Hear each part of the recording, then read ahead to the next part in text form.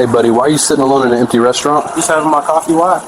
I passed by a few times. You've been here a while. Looks like you're casing the place. No, I'm just enjoying my drink.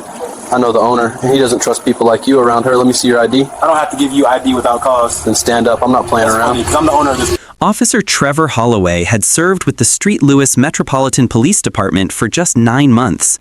9 months since finishing the academy with average grades and a report that praised his energy but raised concerns about his decision-making under stress. He had no formal complaints yet, mostly because he hadn't been on the streets long enough to attract any, though his training officer had already flagged him twice for judging people by their looks rather than their actions. Those warnings were filed away and then largely ignored, since St. Louis PD was short on staff and couldn't afford to dismiss recruits who barely met the minimum standards. One Tuesday morning in St. Louis, Holloway's lack of experience and unchecked biases collided with a man quietly minding his own business. That clash would abruptly end Holloway's policing career, cost the city $650,000, and reveal how departments often put undertrained officers on duty with little supervision.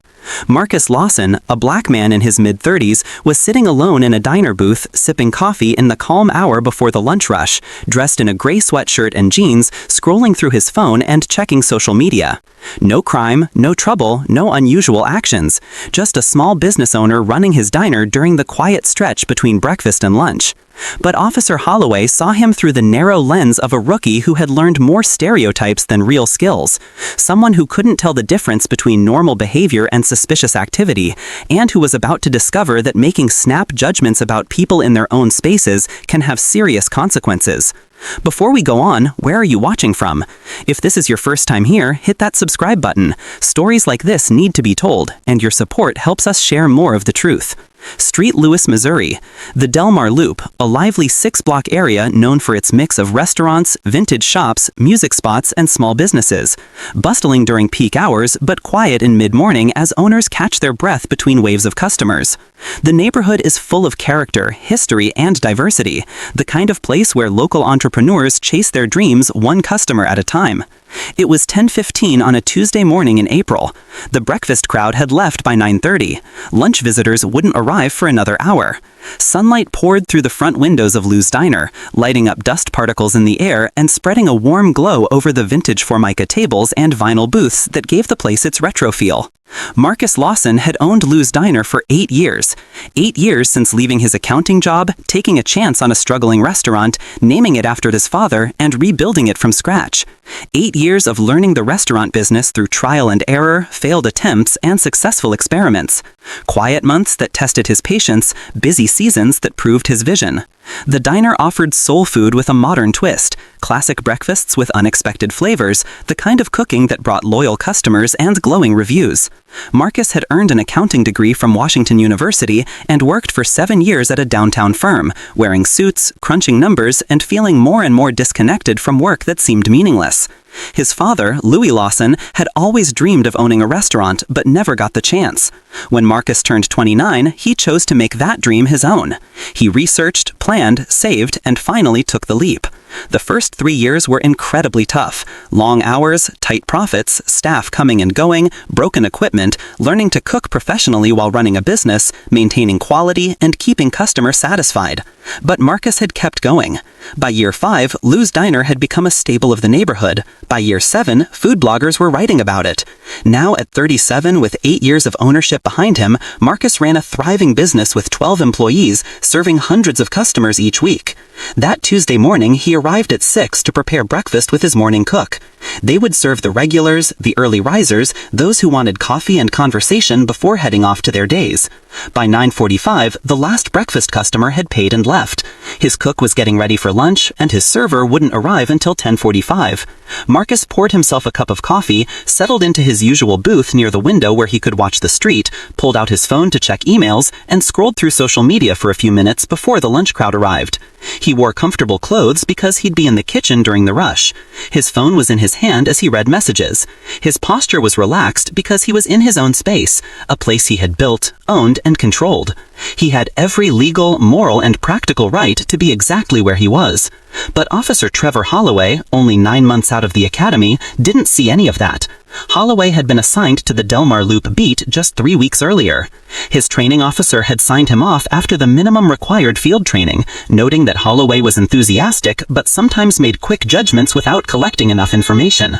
Still, the department needed officers on the streets, and Holloway met the basic competency requirements, so he was cleared to patrol alone. That morning, Holloway was driving his route when he passed Lou's Diner. He saw a black man sitting by himself in a booth in what seemed like an empty restaurant. Holloway had lived in Street Louis his whole life, but had rarely been to the Delmar Loop, never eaten at Lou's Diner, and never interacted with the local businesses there. To him, it was just another patrol area. He drove by once, the man was still there, sitting quietly, barely moving. Holloway's training kicked in, the part about staying observant, noticing irregularities, and investigating suspicious situations. But his training hadn't taught him how to tell the difference between real suspicious behavior and normal everyday activity. So when Holloway saw a black man sitting alone in what he assumed was a closed diner, his mind jumped to conclusions. Is the restaurant even open? Why is he by himself? Waiting for someone? Planning something? Maybe he broke in. Maybe he's scouting the place for later. I should check this out.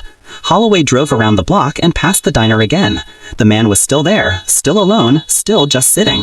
Holloway's rookie instincts told him this needed attention. His inexperience stopped him from considering harmless explanations. His unchecked biases made him see a black man in a diner and think criminal instead of customer or owner. Holloway pulled into a spot right in front of the diner and got out. He could now see the man clearly through the window. Casual clothes, coffee cup, phone in hand. But Holloway interpreted those normal details with suspicion instead of reason. He walked to the door and went inside. Do you think rookie officers should be required to patrol with senior officers for at least a full year? Drop your answer below. Marcus looked up from his phone as the door opened. He saw the uniform, the young face, the hesitant body language of someone trying to look confident. Marcus had been a black man in America for 37 years. He knew how these encounters could go. He set his phone down and braced himself. Hey buddy, why are you sitting alone in an empty restaurant? Marcus kept his tone calm, friendly. Just having my coffee. Why? Holloway stepped further inside, his eyes sweeping the diner.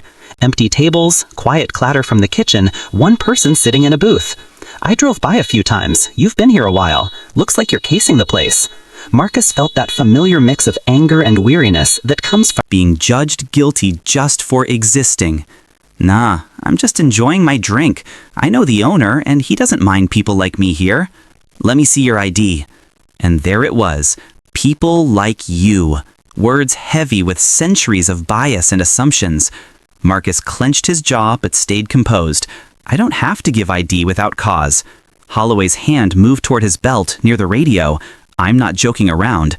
Marcus leaned back slightly, a small smile crossing his face despite the absurdity. That's funny, because I'm the owner of this place. Holloway blinked. What? I'm the owner. Lou's Diner. That's me. Well, technically Marcus, but I named it after my father, Louis. I've owned this restaurant for 8 years. Holloway's face flickered between confusion and doubt. You expect me to believe that, officer? It's not about belief, it's about fact. I own this diner. I'm sitting here, having coffee, and checking my phone during the slow hour between breakfast and lunch. I've done this for 8 years. If you own it, prove it. Marcus pointed toward the back wall. See that framed article from Street Louis magazine? That's about this restaurant, and that's me in it. The business license by the register? My name is on it. Health department certificate? Also mine. Marcus Lawson, owner. Holloway glanced at the documents, but didn't move closer. Those could be fakes. Fake, officer. These are official city and state documents with seals and signatures. Why would anyone fake business licenses just to sit in a diner and drink coffee? I don't know what you're assuming, but I'm not doing anything wrong. I'm a business owner running my own restaurant. What I want to understand is why you looked through that window, saw me, and immediately decided I must be doing something illegal. Was it because the restaurant was quiet? Because I was alone? Or because you saw a black man and couldn't imagine he might actually own the place? This is what happens when inexperience meets bias. Trevor Holloway wasn't a bad person. He wasn't openly racist. He had joined the police to help his community with good intentions. But he had been trained to see patterns, notice irregularities, and investigate suspicious behavior. The problem was that his idea of suspicious had been shaped by unexamined biases. A black man sitting alone in a diner registered as unusual in his mind, something to investigate, because society had trained him to see black people as out of place in situations of ownership. "I'm just doing my job," Holloway said defensively. "Now your job is to investigate real crimes, not harass business owners in their own spaces. How do I know you really own this place? You could check the licenses on the wall, look up public business records on your phone, ask anyone in this neighborhood who has been coming here for years. Or use basic logic. Why would someone who broke in be sitting calmly in a booth checking their phone with the door unlocked?" Holloway pulled out his radio. "I'm calling my supervisor." "Please do, because what you're doing right now is harassment based on racial profiling, and I want it documented." Within 6 minutes, Sergeant Patricia Owens arrived. A 19th-year veteran, she had seen every rookie mistake imaginable and had little patience for officers who caused problems based on assumptions. She walked into Lou's diner and immediately assessed the scene with practiced eyes. A calm business owner sitting with coffee and a phone, and a nervous rookie who had clearly overstepped. No sign of any crime. "Holloway, what's happening?" she asked. "I saw this individual sitting alone in what appeared to be an empty restaurant. I was checking possible trespassing," Holloway replied. Owens looked around. Lights on, coffee brewing, quiet kitchen sounds, door unlocked. "Holloway, does this look close to you? There are no other customers. It's 10:20 on a Tuesday morning, between breakfast and lunch. Most diners are quiet right now." She turned to Marcus. "Sir, I'm Sergeant Owens. I apologize for the interruption. Can you tell me what happened?" Marcus set down his coffee. "Sergeant, my name is Marcus Lawson. I own Lou's Diner. I've owned it for 8 years. I was sitting here during our quiet morning, checking my phone and having coffee, when this officer came in and accused me of casing the place. When I said I own the restaurant, he didn't believe me. He claimed to know the owner, which is false because I've never met him. He demanded my ID without cause, refused to check the licenses on the wall, and called his supervisor because he couldn't accept that a black man in a sweatshirt might legitimately own a business." Owens walked over to the wall and examined the documents. Business license issued to Marcus Lawson. Health department certificate for Lou's Diner. Proprietor, Marcus Lawson. Liquor license showing Marcus Lawson as the owner. Owens pulled out her phone and quickly confirmed the business registration through public records. She turned back to Holloway, her face a mix of disappointment and anger. "He's the owner. The licenses are right there. Public records back it up. You stopped a business owner in his own restaurant for no reason." Holloway's face reddened. "I was being proactive." "You were profiling. There's a difference." Owens turned to Marcus. "Mr. Lawson, I sincerely apologize. This was inappropriate. Officer Holloway is new, but that doesn't excuse this. If you want to file a complaint, I'll provide all the information you need." Marcus stood from the booth. "Sergeant, I appreciate your professionalism, but I need to be clear about what happened. Your officer looked through that window and made an assumption based on my skin color.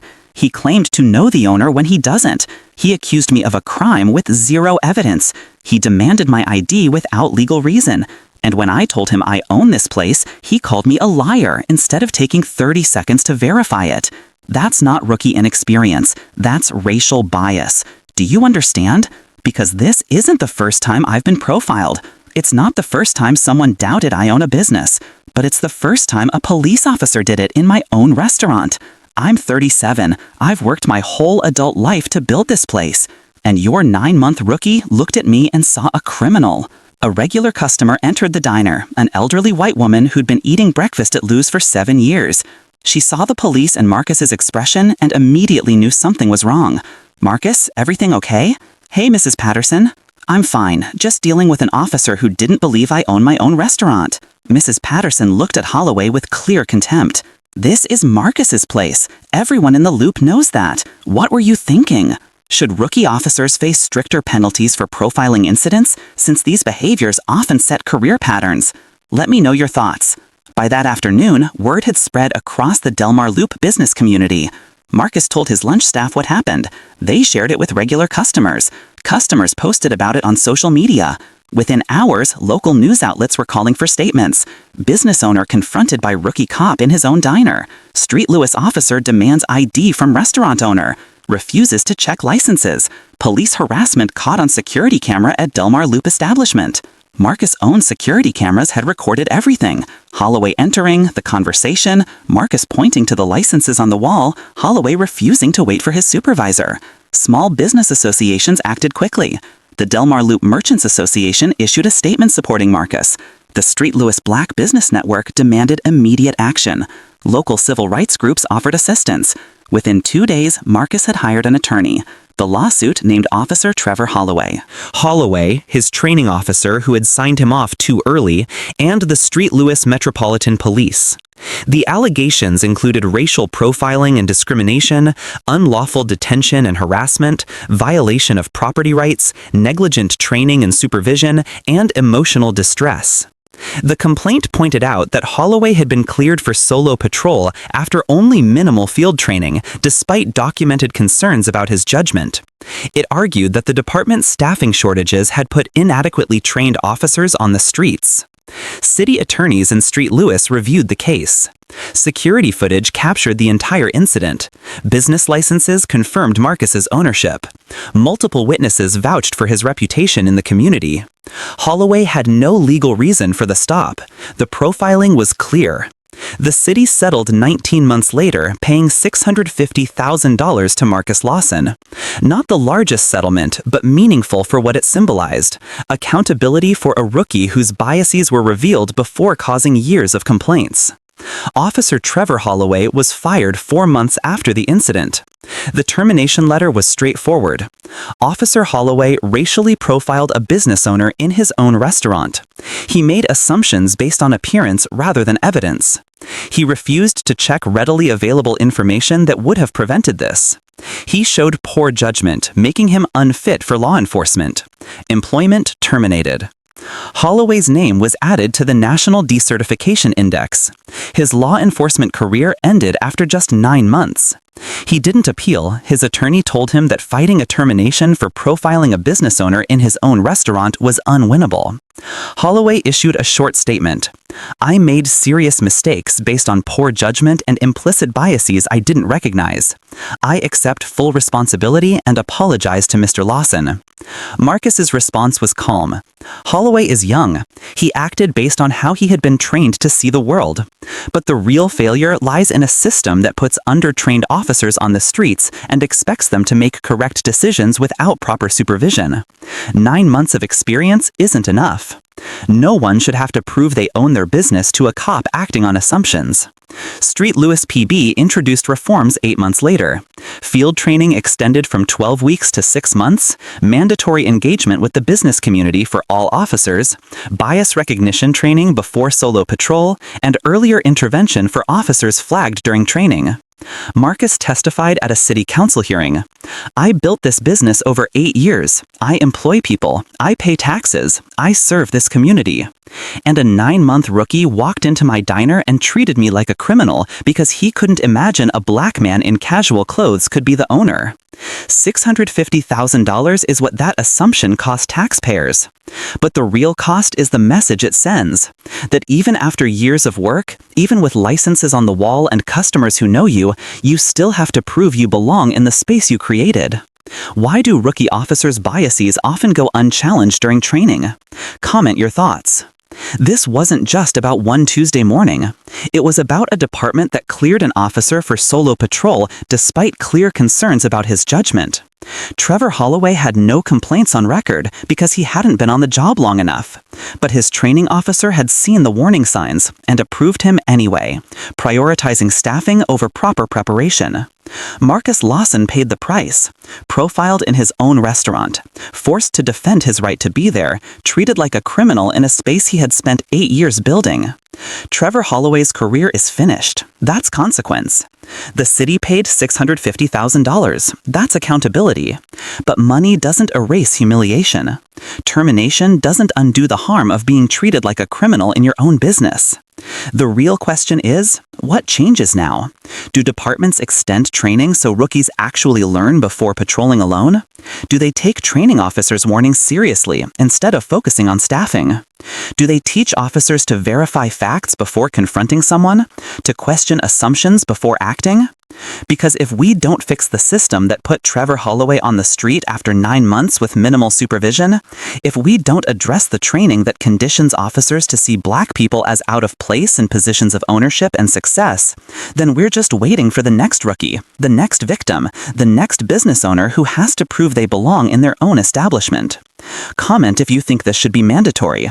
No officer patrols solo until completing a full year of supervised field training. No exceptions. No shortcuts for staffing needs. And if you believe these stories matter, if you think proper training can prevent incidents like this, hit that subscribe button. We're exposing how departments prioritize filling shifts over preparing officers. We're demanding better. We're fighting for business owners who deserve respect in the spaces they created. This isn't about one rookie or one owner. It's about training standards in a system that produces officers who profile before they even look.